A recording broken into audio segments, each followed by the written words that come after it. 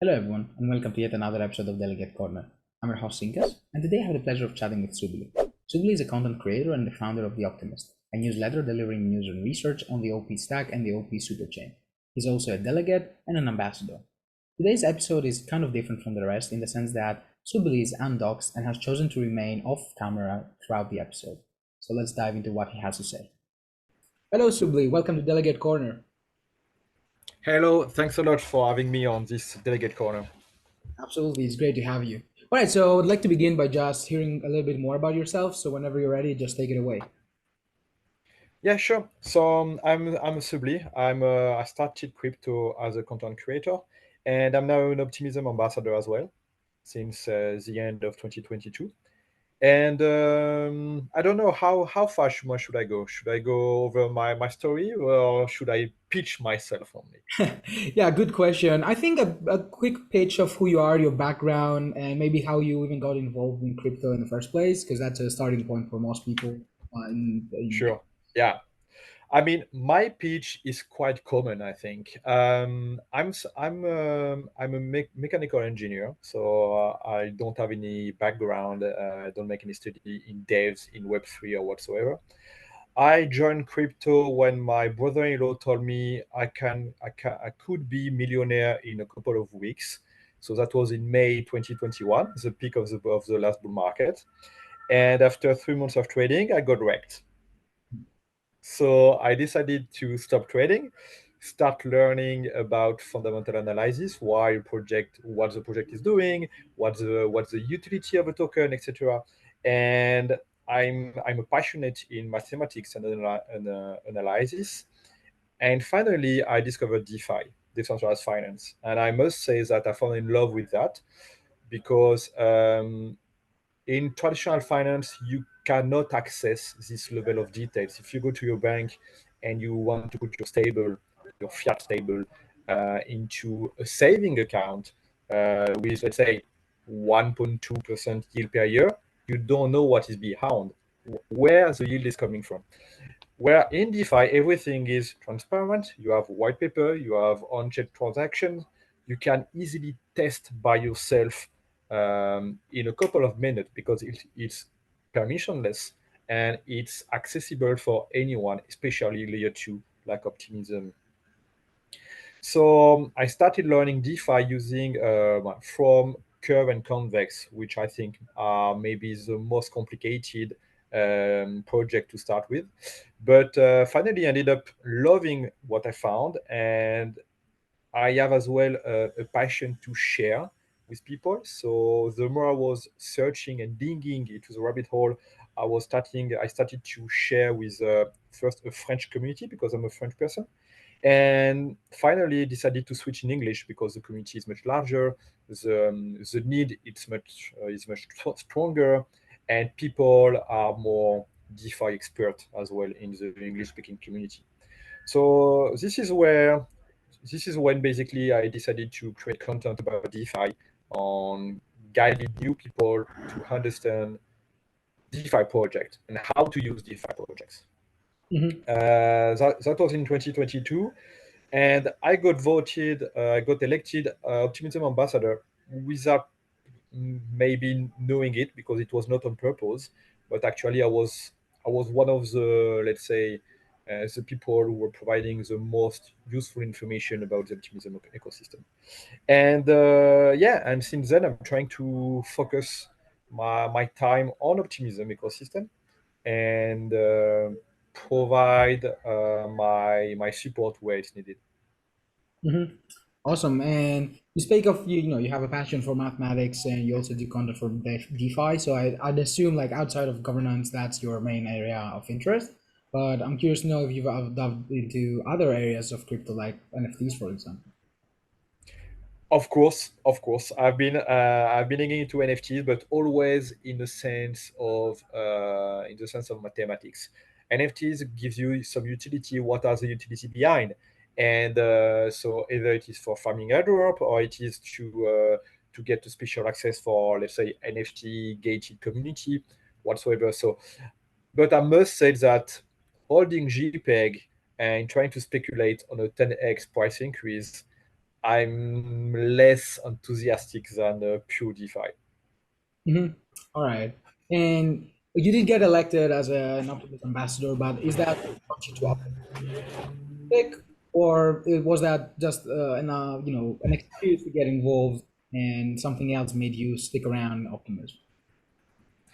Actually, I think my election ended up at the best timing in my crypto journey because at that time I wanted to focus on a niche because as any content creator, if you want to show up and to gain some visibility, you need to find a niche. At that time, if you remember, by the end of 2022, everybody was pitting on Optimism airdrop with all the optimist, all the 18 Optimism quest, and everybody was shilling Arbitrum. And I said, okay, every influencers are on Arbitrum. Perfect. I'm going to be the only one on Optimism. Mhm. And as soon as I have been elected ambassador Optimism, I decided to focus my contribution to Optimism only. And since my first day where I started fundamental analysis, I used to join Discord project and talking with the community, talking with the founders, talking with the project team. So since then, I have developed quite a large network with projects, and I have deep connection within DeFi that allows me to easily interact with projects. And so I started as a simple Optimism ambassador, and now I'm getting closer and closer to the Optimism team, assisting, supporting new projects to onboard on Optimism. So giving them advice about how the governance is working on Optimism, giving them some reference documentation about the OP stack and how they can create their own layer chain.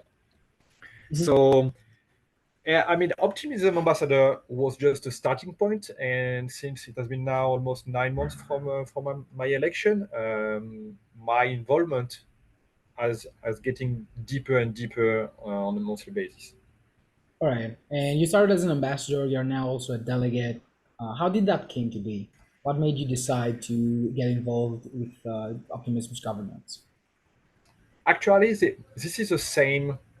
There is a in French we call it a fil rouge. It's a red line. So it's a you don't know the end of your journey, but if you go to A to B to C to D until Z, there is a common goal, a common aim at all of that. So starting ambassador optimism as a influencer, content creator, whatever, then focusing on trying to onboard projects on optimism, uh, developing a new media, the only media platform, the Optimist, which includes a newsletter and a podcast we dedicated for project, communicating about new projects.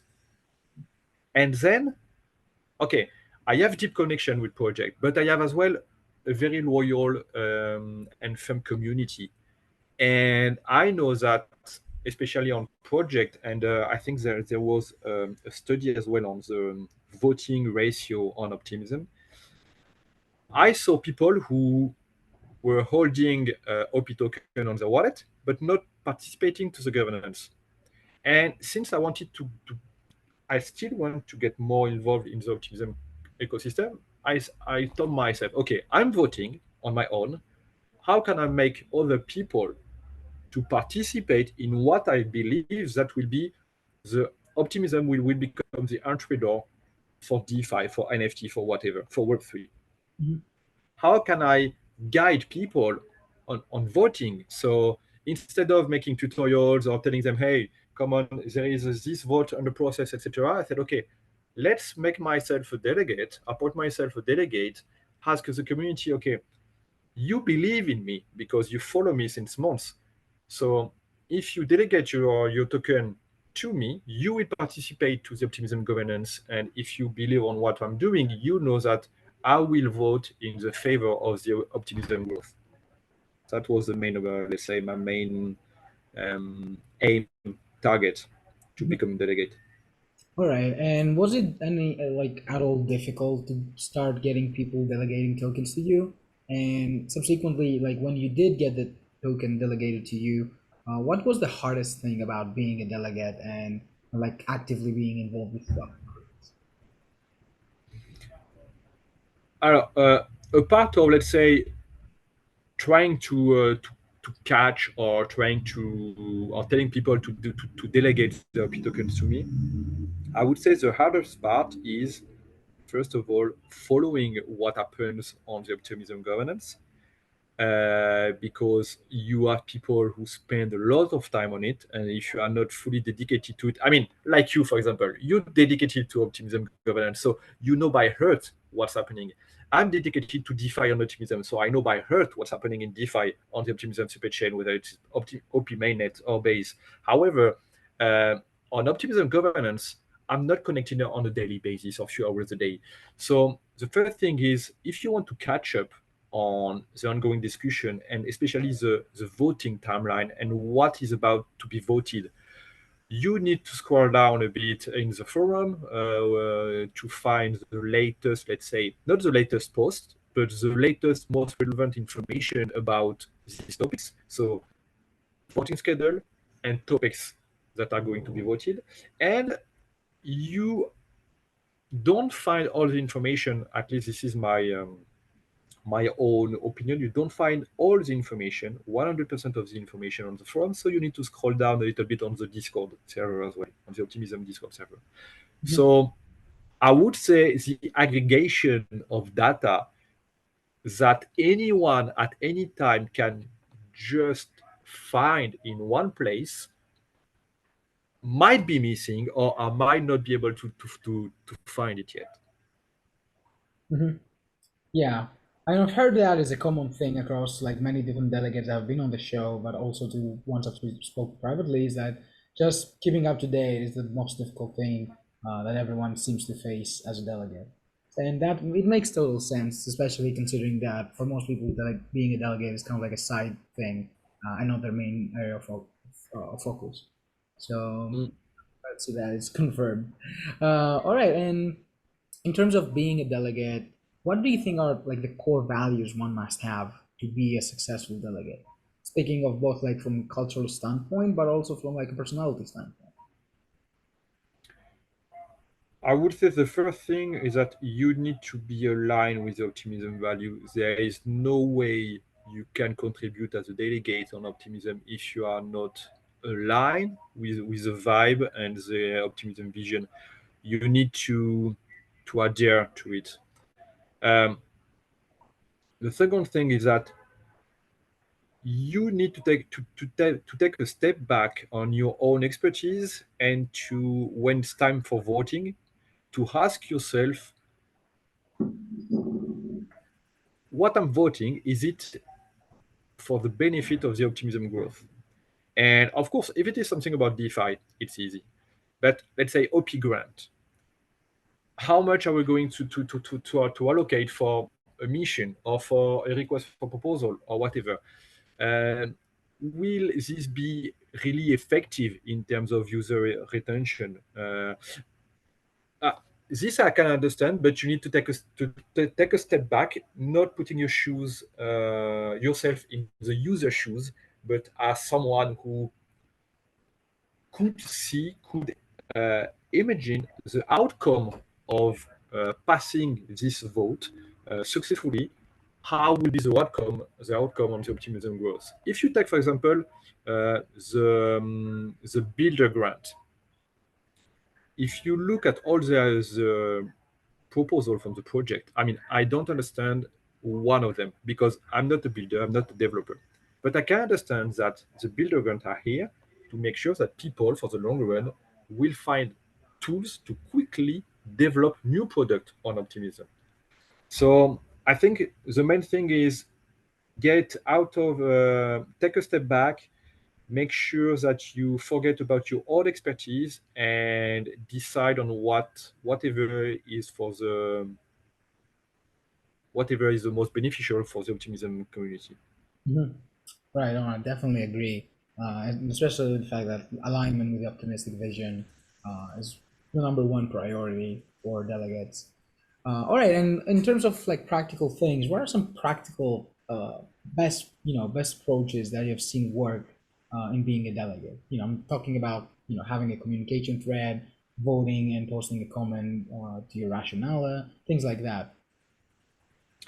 So first of all, I'm a delegate since very recent time. I think I put my delegate statement beginning of the summer, around June.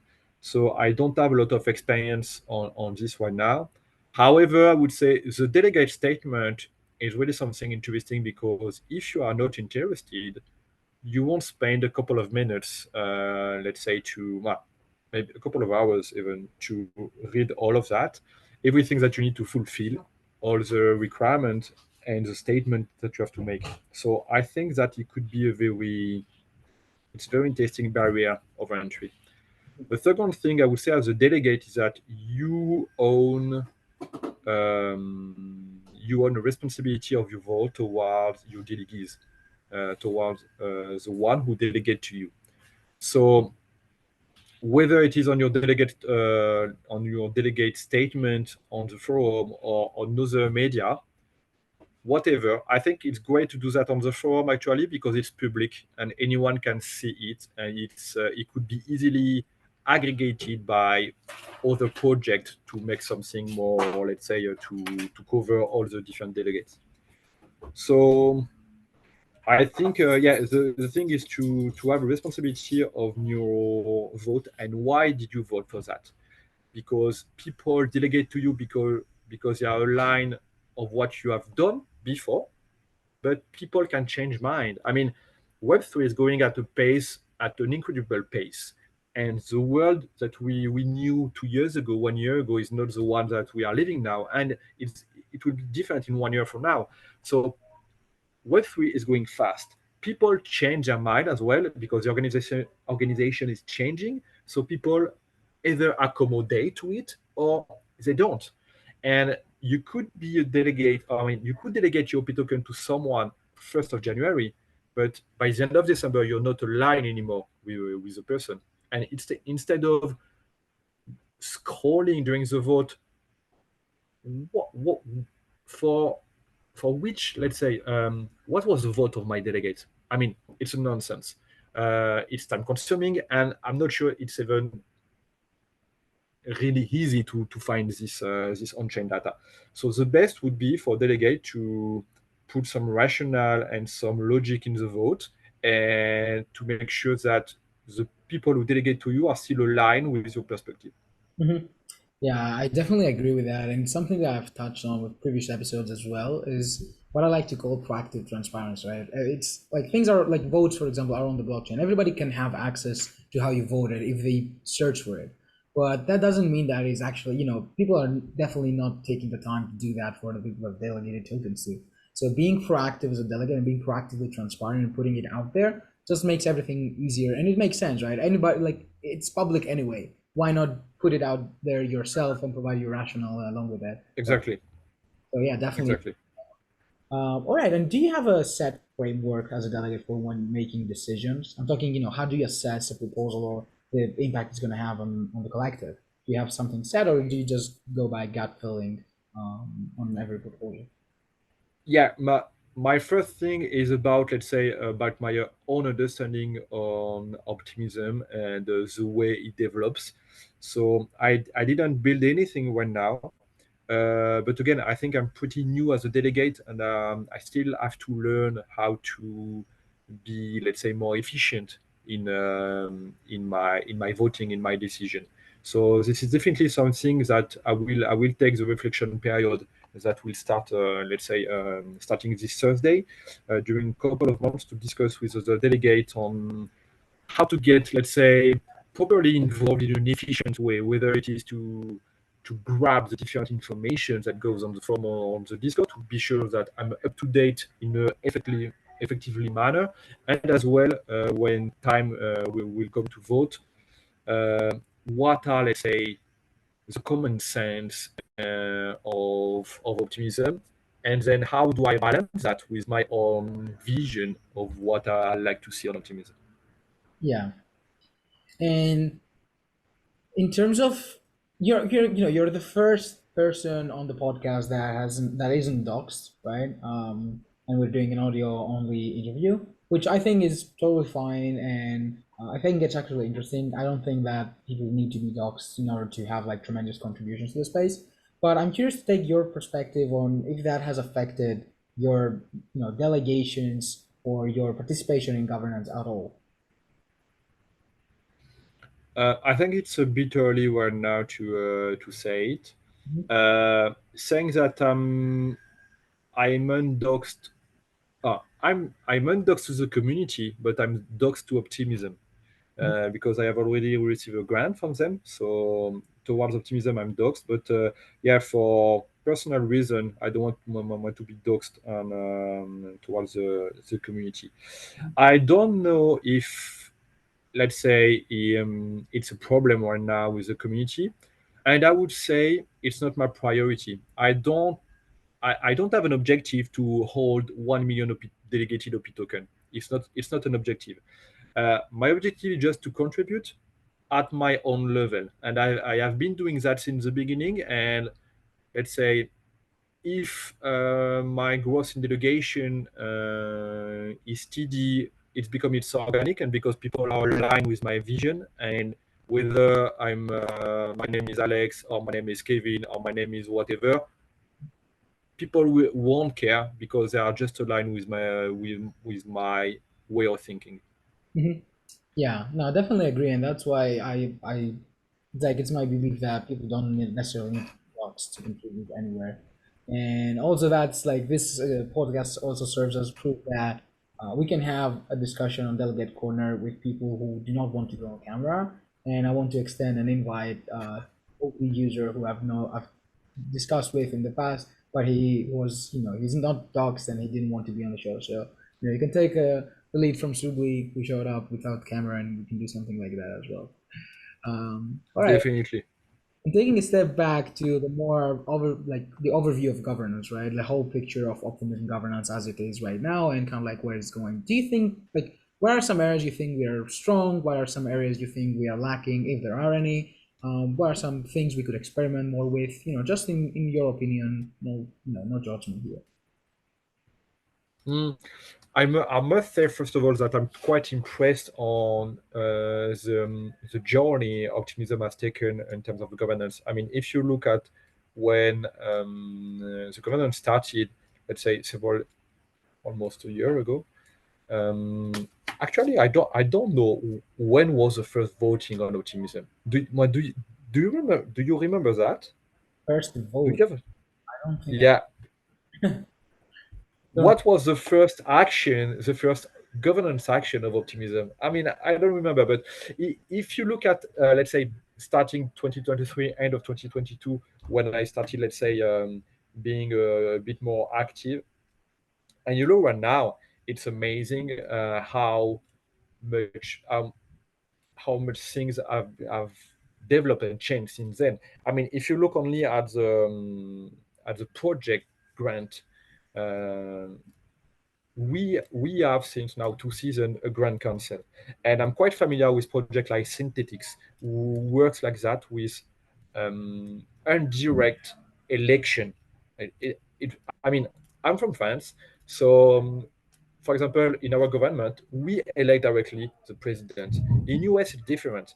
You elect great electors that will elect the president. So you have a kind of indirect election, and I like actually the fact because you cannot spend enough time to, as I said, as a delegate, to take a step back, understand what is a common vision of a decision, and voting for people who actually this is their job, for some of them almost a daily job, to contribute to the governance, and you are aligned with the vision, makes more sense like that. Yeah. So I would say that things like Grand Council, I love it. um, Website like Optimism Agora, i I love half of it, I would say. So for example, my constant problem is, what is the voting time? At what time do I have to inform my community to hold up a token in the wallet so that the voting power is accurately computed? And for example, why don't we have a kind of countdown on Agora website that tell you you have only 20 hours left to get your OP token on your wallet because snapshot will be taken for your voting power. In simple, it's really simple. I must say that Agora, Optimism Agora website has done some progress in a couple of weeks as well, so it's great. I really like the way the forum Optimism forum has been built as well, has been organized. I find it pretty nice. I have been as well participating to the last Optimism Grand Cycle, and I like as well the Charmverse website. So all these kind of tools, first of all, to access the information are really great. I know that we have as well. There are other tools existing on about access information about delegates. I think it's this kind of boardroom is doing that. I don't know if L2Bit is doing this as well. Doing what exactly? Accessing information about delegate. We don't do it as like as a platform on a website, so no. Okay. But I think Well, I mean, so there's yeah, a dashboard being built in the context of season 4 missions. Don't remember the name. It's one of the missions that are building a dashboard for yeah, analytics. okay. Okay, perfect. Moi, this is what I had in mind actually. Mhm. So this, all of this, I mean, is part of the way the governance is set up, and I must say that I love the request for grant proposal, the way it has been set up, because this is the first time that, and the way the mission intent has been built as well. This is the first time where basically people who knows what could become optimism in a couple of years or maybe in a decade, they know where they want to go. Mhm. And as a collective, they are just setting up the whole objective in specific objective that they open up to the community first, not first come first serve, but who would like to do this first step, who would like to build this second stone, and by putting stone after stone, you will be able to build the whole, let's say, vision of optimism. So I really like the way this has been set up for this season. Yeah, I definitely agree with most of the things you mentioned there. Like the forums, I really like the fact that we have a place where everybody gets together and they can submit proposals, comment on them, discuss, and it's kind of like nicely structured. There, Lavand is just doing wonderful job moderating it, making sure it's clear. And also, I also agree about requests for grants or requests for proposals. I think it's a great thing to experiment with. I don't think it was like necessarily perfect, but like as all with things with like optimism governance, it's iterative. So every next version is going to be better, similar to our RPGF. Speaking of which, do you think like what like did you find RPGF or do you find RPGF a successful initiative? Do you think it could be better in any way? And would you change anything if anything? So you're talking about RPGF, huh? Retro Yeah, Public Good Funding. exactly. I mean, I love it, and I think love is not the right word for two reasons. The first one is I did receive RPGF 1.2 Mhm. as a content creator and Optimism Ambassador, and I must say it was quite a surprise. And I mean, for everyone who doesn't know what's the daily job of a content creator, you can see us as a chiller, or let's say an influencer with no more wall. But actually, creating content took approximately 4 hours per day. And I'm not full time in crypto. I have a family with kids. I have a nine to five job. So finding 4 hours a day is quite is quite tough. Really. It's quite tough, really. So getting recognized by the community, because RPGF is based on impact equal profit, getting recognized by the community that your job has done an impact has an amazing outcome on me. It just because optimism vision again. impractical profit, public good is nice on the paper, but I mean, this is not the way our society is built on. And so outside the paper, what do we have? Nothing. Do you believe in it? Yeah, why not? I didn't believe in it. I mean, it was nice. It was a nice reading, but how can you transform that into real life? And once you start touching this, by receiving my first retroactive grant, by just doing what I love to do, creating content and guiding people into DeFi, it changed lives.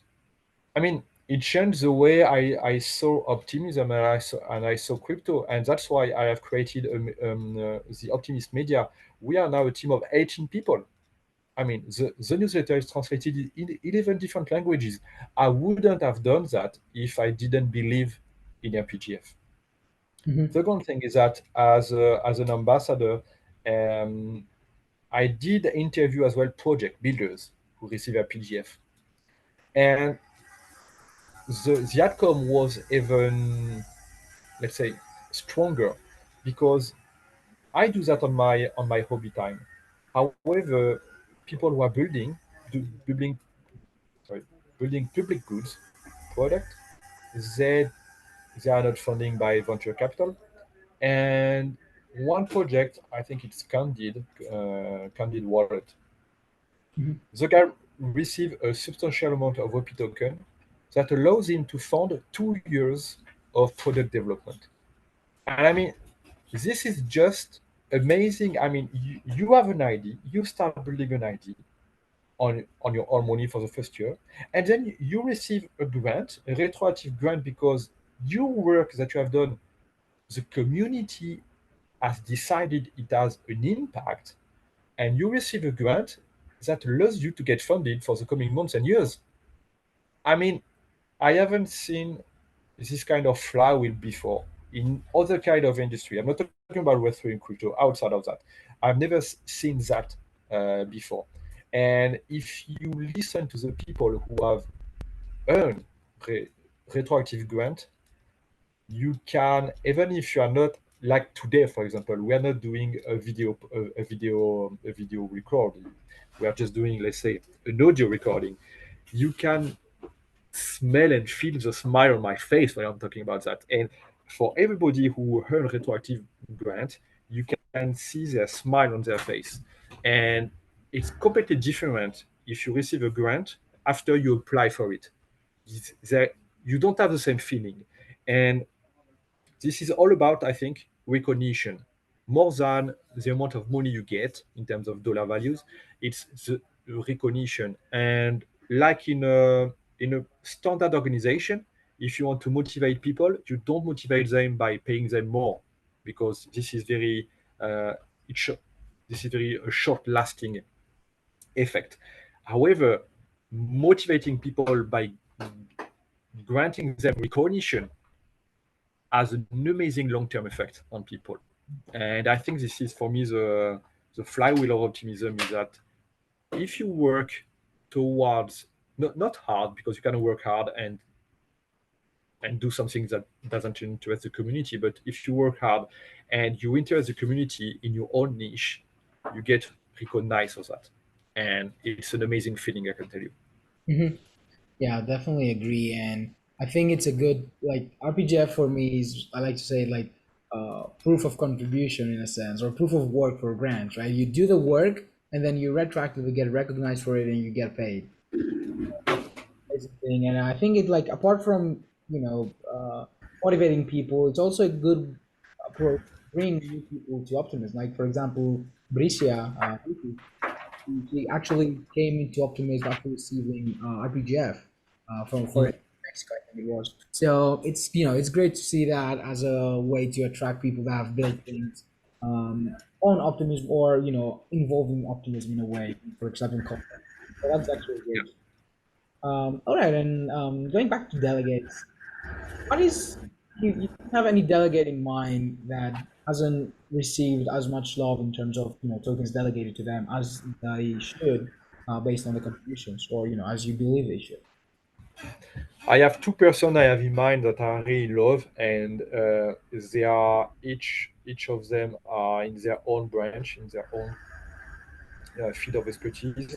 There is Jack Anorak, Mhm. who is sorry, who is one of the team member of Velodrome and is an amazing delegate. He's part of the Grand Council, looking at all the builders, and he has a vision in terms of what needs to be built for long-term success of optimism, which is really astonishing. So if he agrees to go on live with you, I'm pretty sure it's going to be an amazing live together.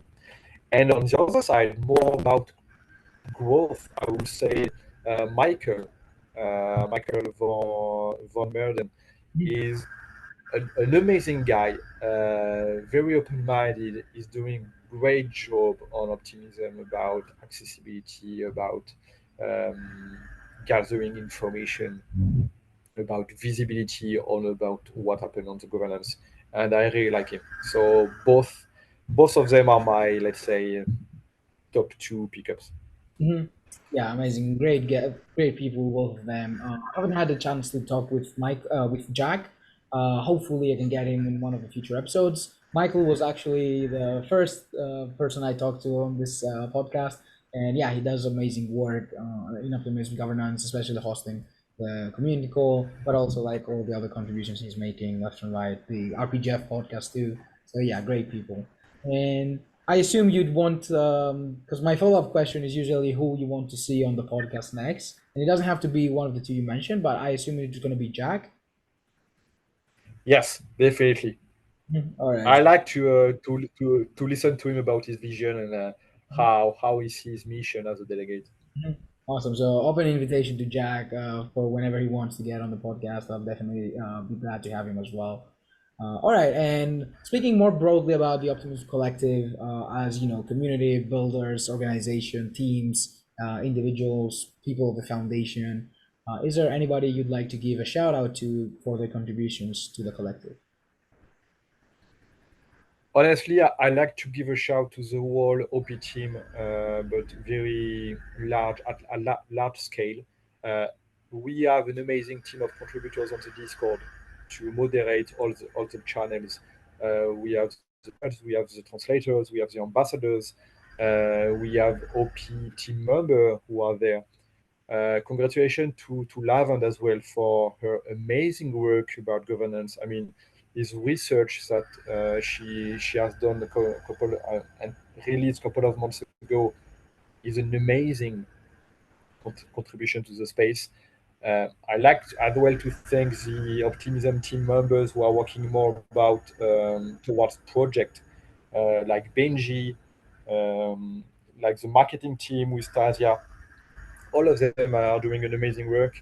Thanks a lot as well to Jesse, aka Reform Normie, who is leading the ambassador community. I mean, most of them, not most, I'm sorry, all of them are really kind, hard workers, and they truly believe in the mission and what they are doing step by step. We are definitely building something which is clearly larger than anyone of us. Mhm. Yeah, amazing shout outs, and definitely agree they're all doing a wonderful job with the collective. And I'd like to see more of that.